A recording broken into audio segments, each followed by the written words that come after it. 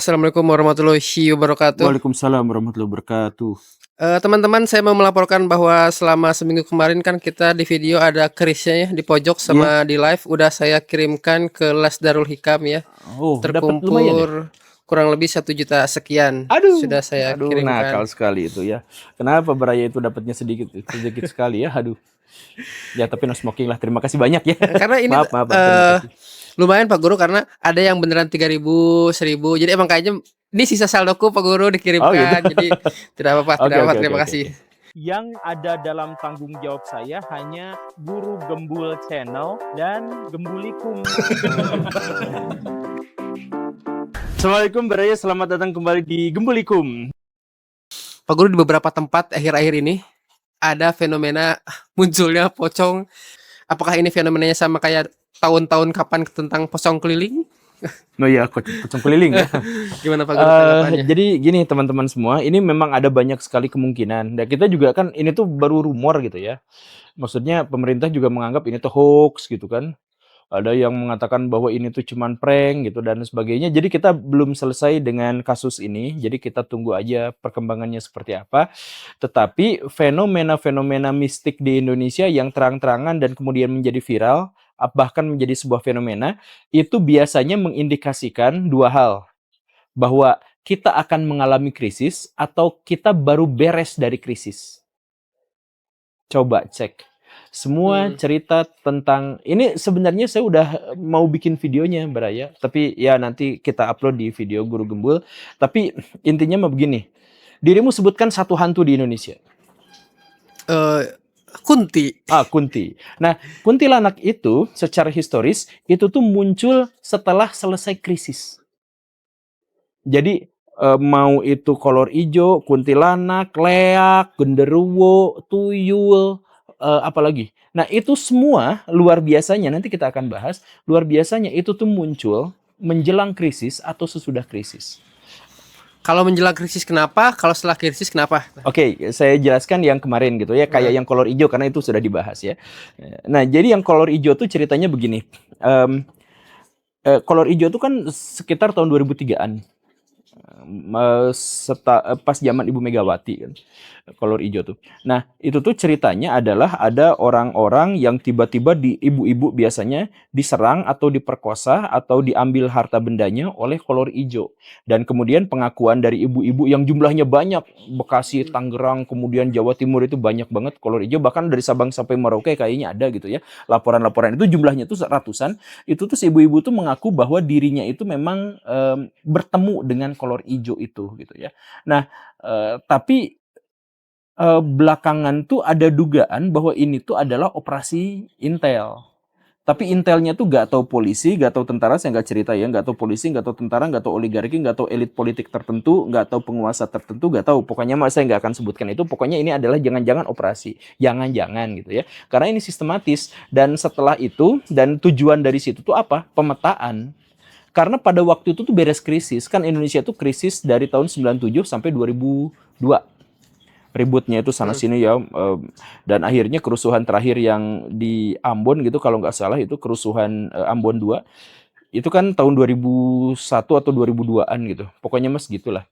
Kemudian itu juga ada bom Bali dan sebagainya. Pokoknya mau krisis banget Indonesia itu pada waktu itu kacau banget, chaos banget gitu. Nah, makanya diduga bahwa kolor hijau itu digunakan oleh sejumlah orang untuk memetakan rakyat.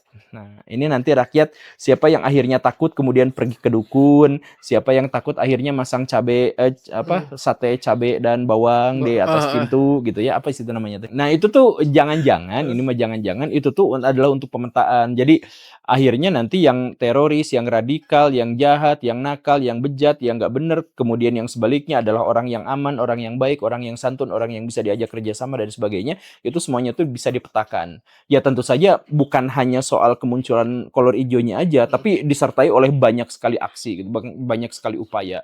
Tapi semuanya itu adalah untuk mengamankan rakyat Indonesia. Jadi diamankan dengan cara ya itu tuh dibuat aman. Nah, makanya dalam sejarah saya bilang tadi itu dari mulai kuntilanak sampai tuyul sampai genderuwo itu tuh awal dan atau akhir dari krisis. Karena biasanya selalu ada rekayasa. Jadi dulu ada pocong keliling juga gitu kan dan lain sebagainya, itu biasanya adalah untuk rekayasa. Dan saya juga jelaskan di video ini bahwa di Amerika Serikat juga bikin yang kayak gitu, UFO-UFOan gitu. Amerika Serikat itu pernah bikin UFO-UFOan untuk menyembunyikan proyek senjata rahasia mereka. Begitu. Nah, jadi ya itu adalah sesuatu yang mungkin demikian. Tapi itu belum fix ya. Sekali lagi kasusnya belum selesai. Pak polisi juga belum menyelidiki secara tuntas. Bapak-bapak aparat juga belum selesai dengan hal itu. Jadi kita hanya membuka salah satu opsi kemungkinan bahwa bisa aja ini tuh seperti ini gitu maksudnya. Oh, kalau misalkan pocong belum selesai, tapi kalau tadi Pak Guru nyebutin cerita soal kolor hijau itu bisa diduga adalah pemetaan, berarti itu bisa disebut ini ya, apa namanya, lockdown versi light zaman dulu. Karena kan banyak juga yang bilang bahwa COVID itu juga pemetaan juga pada akhirnya, konspirasinya Oh banyak yang enggak, mengatakan juga. kalau COVID tuh penyakitnya ada, cuman emang dipakai untuk kegiatan-kegiatan di luar kesehatan gitu. Ya itu memang benar. Tapi ini konteksnya sih agak lain gitu. Nah begitu. Nanti kita bahas tentang kuntilanak tuh dari krisis. Nyi Roro Boleh, Kidul. Nyi Roro dan Nyi Roro Kidul Nyi Roro apa? Kidul krisis Kita ya. coba Nyi Roro Kidul. Nah Nyi Roro Kidul itu Krisis ya, padahal di laut ya. bukan, krisisnya justru di darat. Oh, Jadi dulu itu gini nih, ada seorang raja. Ini maaf ya orang-orang Jawa ya, yang masih suka nebar-nebar apa itu sesajen. sesajen ke laut. Tapi ini secara historis saya jelaskan seperti ini. Jadi dulu ada seorang raja namanya Panembahan Senopati. Nah, Panembahan Senopati itu dulu tuh belum pada waktu itu tuh belum jadi raja. Dia tuh pelarian dari Pajang kalau nggak salah. Pelarian dari Pajang, tapi dia tuh punya darah bangsawan. Dia tuh pengen bikin kerajaan, tapi malah dibikin stres. Karena apa? Karena Jawa tuh konflik terus, perang-perangan. Jadi kan awalnya Majapahit. Majapahit runtuh, kemudian digantikan Demak. Demak runtuh, digantikan sama Pajang. Nah, Jawa tuh gak ada yang mempersatukan. Dulu tuh Majapahit tuh bisa menggenggam seluruh Jawa. Jawa Tengah dan Jawa Timur. Dan kemudian bahkan meluas sampai keluar. Sedangkan setelah itu kacau, hancur. Bahkan Jawa satu dengan Jawa yang lain itu berperang. Jadi itu krisis luar biasa. Nah, akhirnya Panembahan Senopati itu bertapa.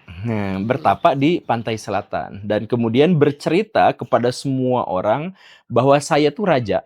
Saya tuh raja. Dan saya tuh adalah suami dari Nyi Roro Kidul. Atau Ratu Pantai Selatan. Siapa Nyi Roro Kidul itu? Dia adalah penguasa lautan yang ada di sebelah selatan. Jadi siapapun raja yang menjadi suami dari Nyi Roro Kidul itu tidak akan terkalahkan dan akan mempersatukan Jawa dengan kekuatannya. Nah, jadi ini tuh alat legitimasi. Jadi jadi gini nih, kenapa Jawa tuh pecah belah? Karena raja-raja di zaman Hindu-Buddha itu bisa bersatu tuh gara-gara mereka tuh punya konsep dewa raja. Konsep dewa raja itu adalah konsep bahwa semua raja tuh pasti keturunan dewa. Nah, jadi kalau raja mati harus digantikan sama anaknya. Karena raja itu punya darah dewa. Jadi yang bisa menggantikannya hanya dewa yang lain. Makanya harus ke anaknya. Nah kan gitu kan. Nah jadi politik tuh akhirnya stabil. Dan orang-orang tuh gak ada yang berani berontak. Kecuali raja yang lain berantem gitu. Karena sama dewa mah bisa berantem. Tapi kalau rakyat jelata gak ada yang mau memberontak. Nah tapi pas masuk ke era Islam. Dalam Islam tuh gak ada dewa. Gak ada keturunan dewa, gak ada apa gitu. Jadi gak punya legitimasi kekuasaan. Nah ini gimana ini? Saya mau ngaku sebagai raja, sebagai dewa, tapi gak bisa. Aduh, apa yang harus saya lakukan ya? Nah akhirnya dia itu bikin cerita bahwa dirinya itu adalah suami dari jin paling kuat di Jawa.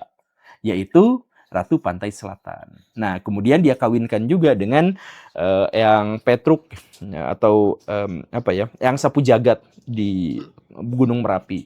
Makanya kalau lihat Jogja itu Jogja itu tepat di antara puncak Gunung Merapi dengan pantai selatan, garis lurus. Makanya itu nanti kan di situ tuh ada jalan Jalan Malioboro kalau nggak jalan itu tuh lurus dari gunung tepat sampai ke ujung laut gitu. Dan di tengah-tengahnya itu Jogja. Makanya karena legitimasinya itu adalah bahwa saya disponsori, di-endorse oleh Ratu Pantai Selatan dan Eyang Sapu Jagat, Eyang Petruk di atasnya. Nah, di tengah-tengahnya Jogja gitu.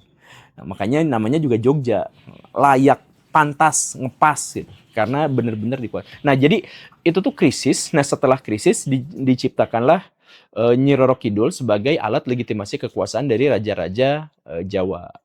Ini kalau Gitu. bahasan mendalam kayaknya banyak subscriber lama Gugem suka deh. Iya.